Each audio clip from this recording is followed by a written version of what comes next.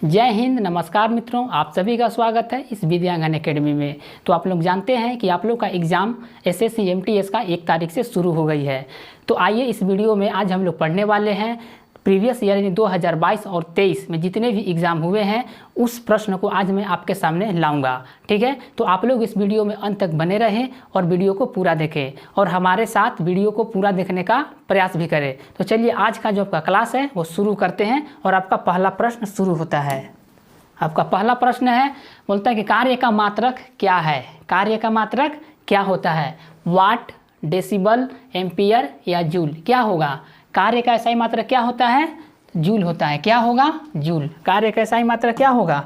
Joule होता है। कार्य का एसआई मात्रक जूल। अगर बात करें हम लोग वाट, तो वाट किसका मात्रक होता है? तो लिखेंगे शक्ति का एसआई मात्रक वाट होता है। शक्ति का एसआई मात्रक क्या होगा? वाट होता है। शक्ति का एसआई मात्रक, शक्ति का एसआई मात्रक, शक्ति का एसआई मात्रक क्या होगा?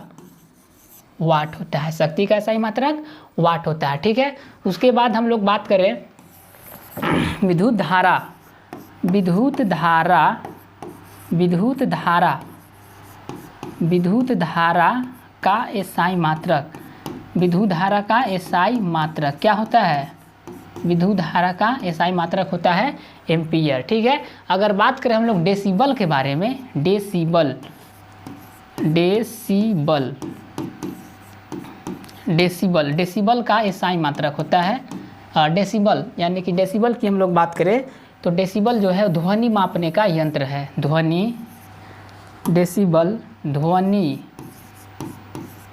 ध्वनि मापन यंत्र है। ध्वनि मापन यंत्र है कौन? डेसिबल।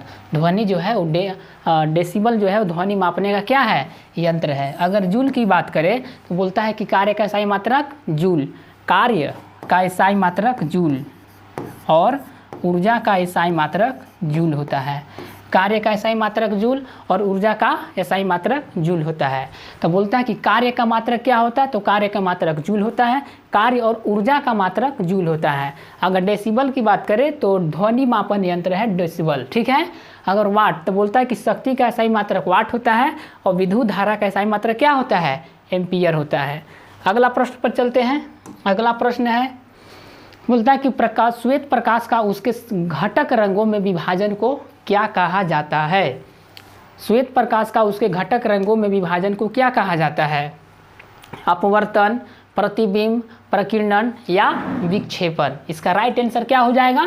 प्रकीर्णन। क्या होगा इसका आंसर? प्रकीर्णन। बोलता है कि श्वेत प्रकाश का उसके घटक रंगों में विभाजन को प्रकीर्णन बोलते हैं। ठीक है, अगर बात कर ले हम लोग परावर्तन के बारे में, अपवर्तन के बारे में, तो बोलता है कि प्रकाश, प्रकाश एक माध्यम से, प्रकाश एक माध्यम से, एक माध्यम से, एक माध्यम से दूसरे माध्यम में, एक माध्यम से दूसरे माध्यम में, दूसरे माध्यम में जाना क्या होता है?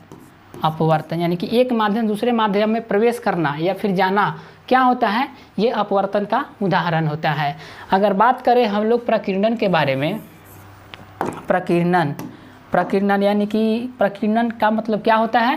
जैसे सूर्य का लाल दिखाई देना, सूर्य का लाल दिखाई देना, सूर्य का लाल दिखाई देना, सूर्य का लाल दिखाई देना, सूर्य का लाल दिखाई देना, सूर्य का लाल दिखाई देना, ये क्या है? ये प्रकीर्णन के उदाहरण है। ठीक है, उसके बाद बात करते हैं विक्षेपण के बारे में। विक्षेपण क्या है? तो बोलता है कि इंद्रधनुष का बनना, इंद्रधनुष, इंद्रधनुष का बनना, इंद्रधनुष का बनना क्या है? विक्षेपण है। क्या है? वर्ण विक्षेपण है। तो बोलता है कि श्वेत प्रकाश का उसके घटक रंगों में विभाजन को क्या कहते हैं? तो इसका राइट आंसर हो जाएगा प्रकीर्णन। क्या होगा? प्रकीर्णन। बोलता है सूर्य का लाल दिखाई देना किसके कारण होता है? तो प्रकीर्णन के कारण होता है। अपवर्तन की बात करें तो प्रकाश एक माध्यम से दूसरे माध्यम में प्रवेश करता है, उसको क्या बोलेंगे? अपवर्तन बोलेंगे। बाकी है विक्षेपण। बोलता है कि इंद्रधनुष का बनना किसके कारण? तो वर्ण विक्षेपण के कारण। आगे चलते हैं अगले प्रश्न पर। अगला प्रश्न है, कहता है कि मछली के हृदय में कितने कक्ष होते हैं? मछली के हृदय में कितने कक्ष होते हैं? कितने कक्ष होंगे? 3 होते हैं, 5 होते हैं, 4 होते हैं या फिर 2 होते हैं? इसका राइट आंसर हो जाएगा 2। मछली के हृदय में 2 कक्ष होते हैं। अगर वही बात करें हम लोग 4, तो 4 आपका हो जाएगा पक्षी। पक्षी क्या हो जाएगा? पक्षी। पक्षी में 4 हृदय पाए जाते हैं। पक्षी क्या होगा? पक्षी या फिर स्तनधारी। स्तनधारी क्या होगा? स्तनधारी क्या होगा? स्तनधारी। उसके बाद बात करते हैं 3 किस में होता है? तो मेंढक में। किस में होगा? मेंढक में होता है। इसमें होता है तो मेंढक में होता है। अगर बात करें हम लोग 2 के बारे में, तो 2 पाया जाता है मछली में। किस में होता है? मछली में 2 हृदय कक्ष होते हैं। 5 किसी में नहीं होता है, ये 5 किसी में नहीं होता है। बोलता है कि मछली के हृदय में 2 कक्ष होते हैं, 3 होते हैं मेंढक में और 4 होते हैं पक्षी और स्तनधारी में। ठीक है, चलते हैं अगले प्रश्न पर। आपका अगला प्रश्न है, जब रोटी फूलती है और पकती है तो आटे में हजारों बुलबुले बनाती हैं, इसका क्या कारण है? जब रोटी फूलती है और पकती है तो आटे में हजारों बुलबुले बनती है, इसका क्या कारण है? इसका राइट आंसर क्या हो जाएगा? Carbon dioxide. क्या हो जाएगा? कार्बन डाइऑक्साइड के कारण जो है जब रोटी फूलती है और पकती है तो उसमें हजारों बुलबुलें बनती है, यानी कि कार्बन डाइऑक्साइड के कारण होता है। ठीक है, अगर बात करते हैं हम लोग फास्फोरस के बारे में, तो फास्फोरस हड्डियों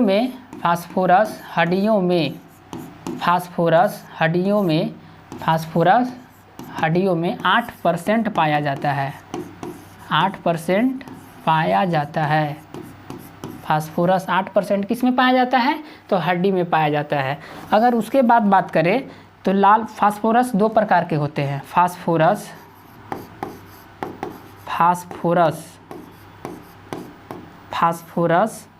2 प्रकार के होते हैं। 2 प्रकार के होते हैं। पहला हो जाएगा आपका पीला फास्फोरस और एक दूसरा हो जाएगा लाल फास्फोरस। लाल फास्फोरस, पीला फास्फोरस और लाल फास्फोरस।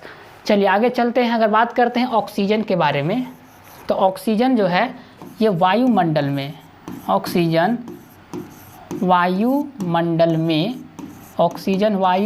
में 21% पाया जाता है। 21% पाया जाता है। वायुमंडल में ऑक्सीजन 21% पाया जाता है। अगला देखते हैं। अगर बात करें हम लोग ऑक्सीजन के बारे में, तो ऑक्सीजन यानी कि ऑक्सीजन जो हम लोग कृत्रिम सांस के रूप में लेते हैं, सांस के रूप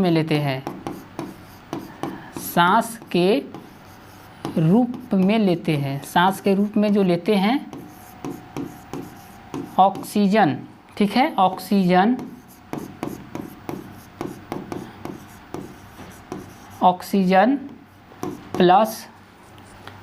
प्लस इसके बाद हो जाएगा आपका, बोलता है कि ऑक्सीजन सांस के रूप में लेते हैं। ठीक है, तो सांस के रूप में क्या लेते हैं? ऑक्सीजन और हीलियम। क्या लेते हैं? हीलियम।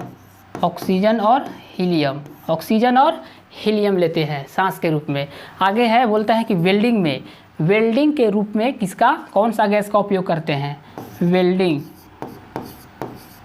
वेल्डिंग के रूप में या वेल्डिंग करने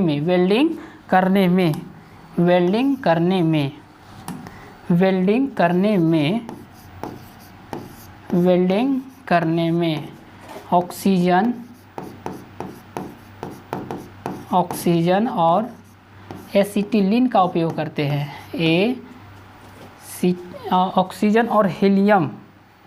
ऑक्सीजन और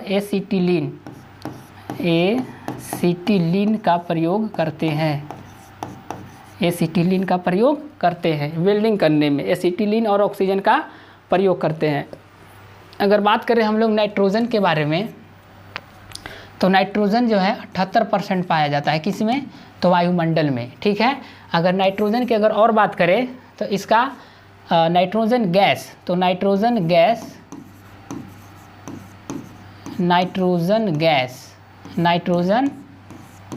गैस, नाइट्रोजन गैस जो है वो विद्युत बल्बों में भरा जाता है। विद्युत बल्बों में भरा जाता है। विद्युत बल्बों में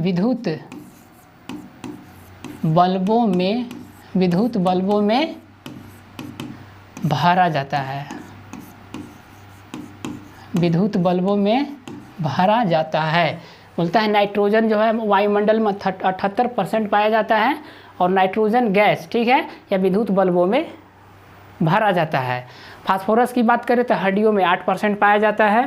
फास्फोरस 2 प्रकार के होते हैं, एक पीला फास्फोरस, एक लाल फास्फोरस। कार्बन डाइऑक्साइड की बात करें तो कार्बन डाइऑक्साइड, ठीक है, तो बोलते हैं जब रोटी फूलती है तो डैश डैश आटे में हजारों बुलबुले बनते हैं, किसके कारण? तो कार्बन डाइऑक्साइड के कारण, ठीक है। तो चलते हैं अगले प्रश्न पर। अगला प्रश्न है, बोलता है कि मैलिक अम्ल सबसे अधिक किसमें पाया जाता है? अदरक में, नींबू, सेव या फिर इमली में? इसका राइट आंसर हो जाएगा सेव। सेव में क्या पाया जाता है? तो मैलिक अम्ल पाया जाता है, ठीक है। अगर बात करें ऐसे अदरक कुछ नहीं है तो बोलता है कि नींबू, नींबू में क्या होता है? तो नींबू और संतरा में, नींबू और संतरा में, नींबू और संतरा में, नींबू और संतरा में, नींबू और संतरा में क्या पाया जाता है? साइट्रिक एसिड, साइट्रिक एसिड पाया जाता है। साइट्रिक एसिड पाया जाता है नींबू में। नींबू में क्या, नींबू और संतरा में क्या होता है? Citric acid. वही अगर बात करते हैं हम लोग इमली के बारे में, इमली में क्या पाया जाता है? टार्टरिक एसिड, टार्टरिक अम्ल पाया जाता है। किस में? तो इमली में पाया जाता है, ठीक है। सेव में मैलिक अम्ल पाया जाता है। सेव में आयरन की मात्रा पाया जाता है। सेव में आयरन की मात्रा, सेव में आयरन की मात्रा पाया जाता है, पाया जाता है। सेव में आयरन की मात्रा क्या पाया जाता है? वही बात करें नींबू और संतरा में साइट्रिक एसिड, इमली में टार्टरिक एसिड। अगले क्वेश्चन पर चलते हैं। अगला क्वेश्चन है, बोलता है कि बिजली के बल्ब में प्रकाश देने वाले पतले तार को क्या कहा जाता है? बिजली के बल्ब में प्रकाश देने वाले पतले तार को क्या कहेंगे? ऑप्शन ए फिलामेंट बोलते हैं, फ्यूज, रिले या प्रतिरोधक। क्या कहेंगे? तो बिजली के बल्ब में प्रकाश देने वाले पतले तार को क्या बोलते हैं? फिलामेंट बोलेंगे। क्या बोलेंगे? फिलामेंट। अगर बात करें हम लोग फिलामेंट के बारे में तो फिलामेंट जो है, फिलामेंट जो है टंगस्टन का बना होता है, टंगस्टन का बना होता है।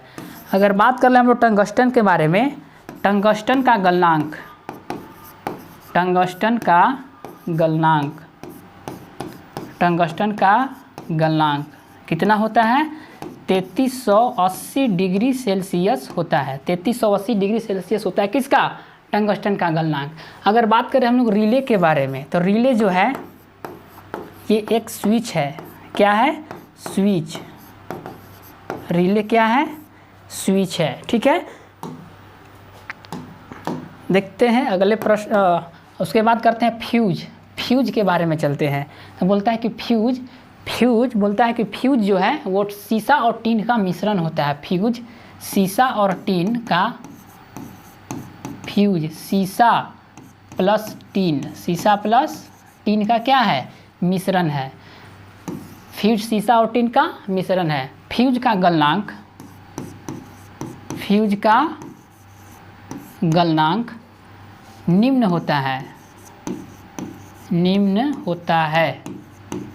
फ्यूज का गलनांक क्या होता है? निम्न होता है। और प्रतिरोध उच्च होता है। प्रतिरोध उच्च होता है। प्रतिरोध क्या होता है? उच्च होता है। फ्यूज सुरक्षा उपकरण है। फ्यूज सुरक्षा उपकरण है। फ्यूज क्या है? सुरक्षा उपकरण है। बोलता है कि फ्यूज शीशा और टीन का मिश्रण बना होता है। शीशा गलनांक निम्न होता है और प्रतिरोध क्या होता है, उच्च होता है। यह सुरक्षा उपकरण है। ठीक है, आगे देखें प्रतिरोधक, ये बाकी कुछ नहीं है इधर। चलिए अगला क्वेश्चन, अगला नेक्स्ट बोलता है कि आवर्त सारणी के निम्नलिखित तत्वों में से किसका परमाणु क्रमांक 1 है। किसका परमाणु क्रमांक 1 है? अगर बात करें 1 तो इसका होगा हाइड्रोजन का। किसका होगा? हाइड्रोजन का परमाणु क्रमांक कितना होता है? 1 होता है। अगर वही बात करें हम लोग कॉपर के बारे में तो कॉपर का क्या होगा? 29 हो जाएगा। नाइट्रोजन का क्या होता है? नाइट्रोजन का 7 हो जाएगा। परमाणु क्रमांक कितना? 7। कोबाल्ट का क्या होता है? 27 होता है। ठीक है, तो बोलता है कि आवर्त सारणी के निम्नलिखित तत्वों में से परमाणु क्रमांक 1 किसका है? तो हाइड्रोजन का परमाणु क्रमांक 1 होता है। वही अगर हाइड्रोजन का बात करें तो हाइड्रोजन का परमाणु क्रमांक 1 हो गया। परमाणु क्रमांक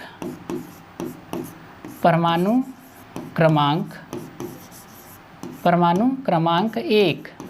परमाणु क्रमांक 1 हाइड्रोजन को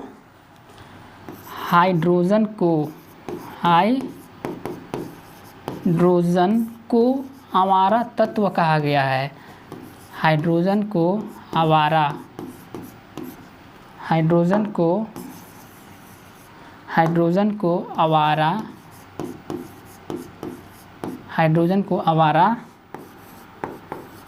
तत्व कहा गया है। हाइड्रोजन को क्या कहा गया है? आवारा तत्व कहा गया है। उसके बाद हाइड्रोजन को भविष्य का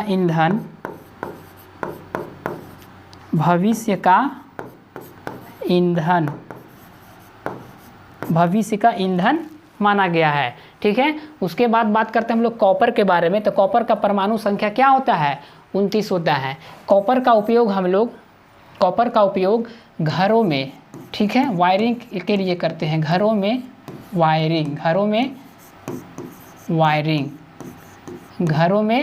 वायरिंग। उसके बाद तड़ित चालक में करते हैं। तड़ित चालक में किसका उपयोग करते हैं? तो कॉपर का उपयोग करते हैं। ठीक है, नाइट्रोजन का परमाणु संख्या 7। अगर नाइट्रोजन की बात करें तो नाइट्रोजन 78% वायुमंडल में पाया जाता है। चलते हैं अगले प्रश्न पर। अगला प्रश्न है, बोलता है निम्नलिखित में से कौन सी उत्कृष्ट गैसें है? उत्कृष्ट गैसें कौन कौन सी है? बोलता है कि ओजोन, हीलियम, हाइड्रोजन या फिर नाइट्रोजन। इसका राइट आंसर क्या हो जाएगा? उत्कृष्ट गैस नोबेल गैस को बोलते हैं। ठीक है, तो बोलता है क्या हो जाएगा इसमें? तो हीलियम जो है ये उत्कृष्ट गैस है। हीलियम क्या है? उत्कृष्ट गैस है। अगर ओजोन की थोड़ा बात कर ले हम लोग, ओजोन इसका सूत्र होता है O3। ओजोन का सूत्र क्या होगा? O3।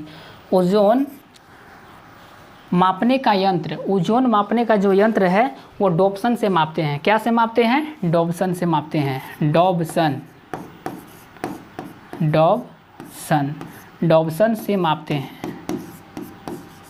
डॉप्सन से क्या मापते हैं? ओजोन को। किसको मापते हैं? ओजोन को मापते हैं। ओजोन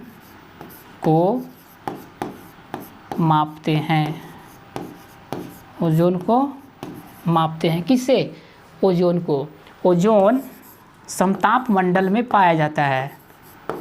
ओजोन समताप मंडल में पाया जाता है। समताप मंडल में पाया जाता है। कौन? ओजोन। ओजोन जो है पराबैंगनी किरणों को आने से रोकती है। ओजोन पराबैंगनी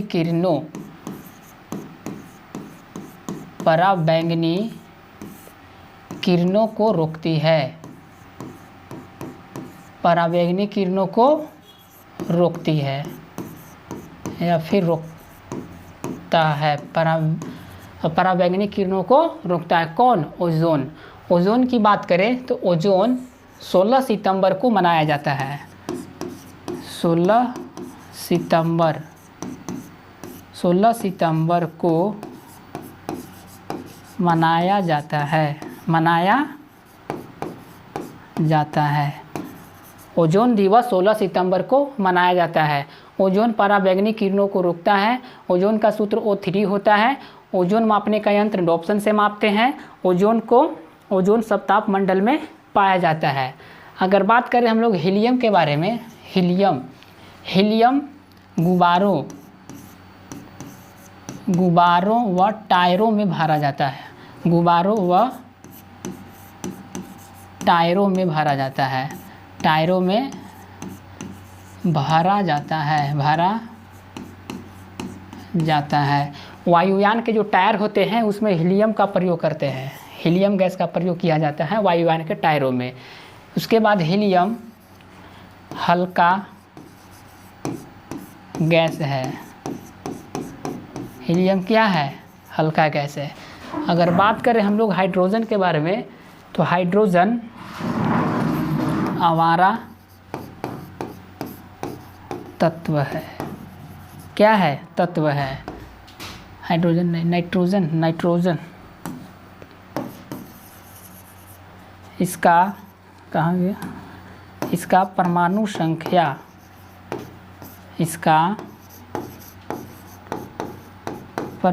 संख्या कितना होगा? 7। कितना होता है? 7। ठीक है। नाइट्रोजन गैस विद्युत बल्बों में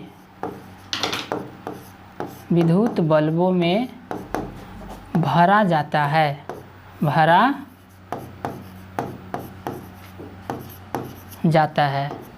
बोलता है नाइट्रोजन विद्युत बल्बों में भरा जाता है। ठीक है। उसके बाद हीलियम गुब्बारों व टायरों में भरा जाता है। सबसे हल्का गैस है।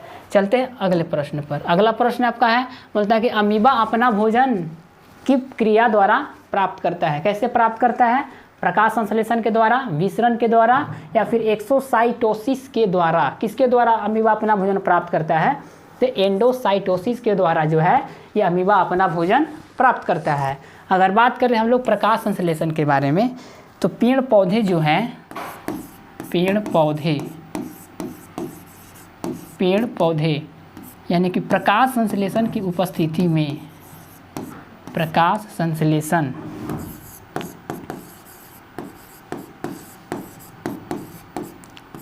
संश्लेषण की उपस्थिति में, प्रकाश संश्लेषण की उपस्थिति में अपना भोजन तैयार करते हैं। अपना भोजन तैयार करते हैं। अपना भोजन तैयार करते हैं। अपना भोजन तैयार करते हैं। अपना भोजन तैयार करते हैं। बोलता है कि अमीबा अपना भोजन की क्रिया द्वारा प्राप्त करता है। तो कैसे प्राप्त करता है? तो एंडोसाइटोसिस के द्वारा अमीबा जो है अपना भोजन तैयार करता है। प्रकाश संश्लेषण की बात करें तो पेड़ पौधे प्रकाश संश्लेषण की उपस्थिति में अपना भोजन तैयार करते हैं।